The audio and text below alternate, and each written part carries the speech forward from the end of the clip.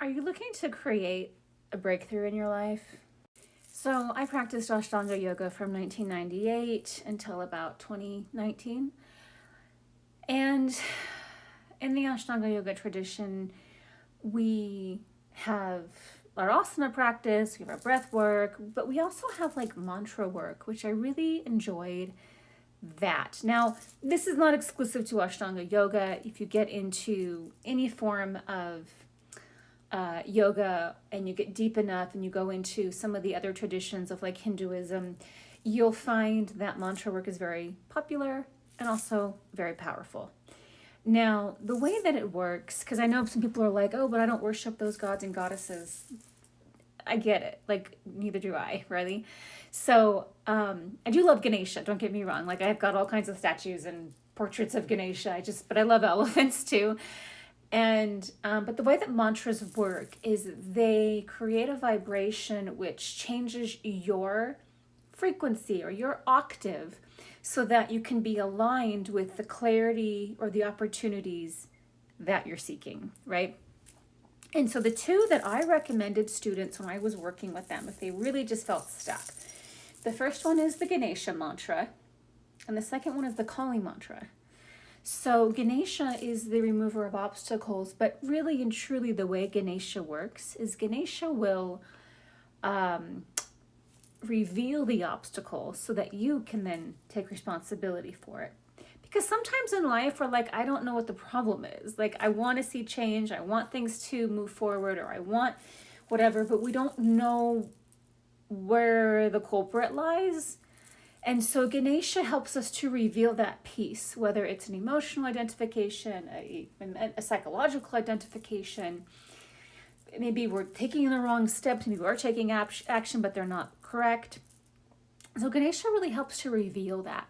Now, Ganesha, from my experience, is a little bit more superficial. So let's say you're caught in a season in your life where you're like, okay, my relationship's not quite where I want it to be, but I don't know what to do. Or my business is not where I want it to be, but I don't know what to do. Or, you're trying to get your health in order, but you don't know, again, like what's causing it, right? So Ganesha really helps to reveal those things. Kali, Kali being the goddess of destruction and the divine feminine, Kali gets into the shadow side because Kali is going to reveal the seed that has kept you in a bind for the majority of your life. Like, Kali is going to reveal the parts of you that you have deliberately kept hidden, and now it's no longer serving you, right? So we have a tendency to create a reality based on our beliefs and our identities and our habits, more or less to play safe. And then we get to like a resistance point, whether we're 25 or 30 or whatever, we get to this resistance point where we're like, okay, I'm not actually gaining benefit from this anymore. Right? Like, we've kind of hit a wall or we're in a corner and life is just like, yeah, like you can't keep doing this and obtain benefit. So now we're being asked to shift, to grow, to change, and to take on a new reality. So Kali is that destroy the old, bring in the new. And so I like Kali because Kali really helps to reveal the shadow piece that we deliberately kept buried, and helps us to uncover that, to release that, so we are free to then move forward in our life.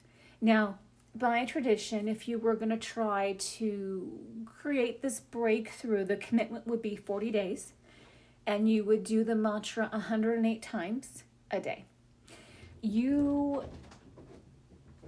love my cats, they're so funny. You can go on YouTube and just listen and like basically mantra along.